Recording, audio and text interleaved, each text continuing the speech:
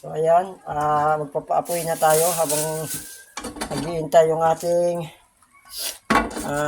hipon na hinalo, yung torta.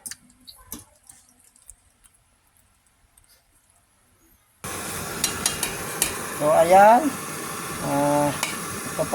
ayan po yung mantika, malalaman natin mainit na kapag ganyan may bula-bula na po siya. Ayan, itusok mo lang po yung hawak mo na ganyan na sandok. Ayan, para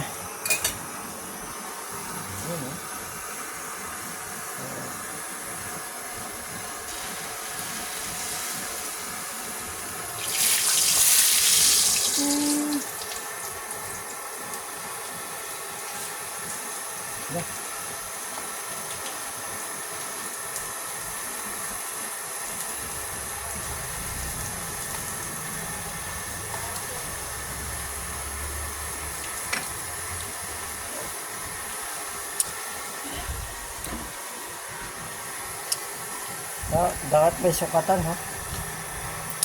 Okay na yan? Masyadong makapal.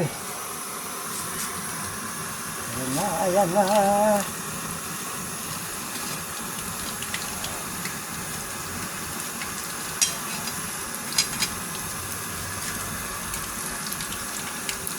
Bilis naman.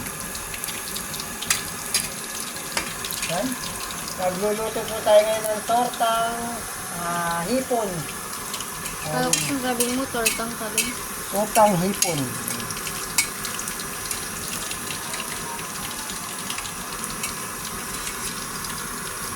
Pa-shout out. Shoutout nga pala kay Maria Cabrera. Ayan. Pati kay Jinjin Saltiga.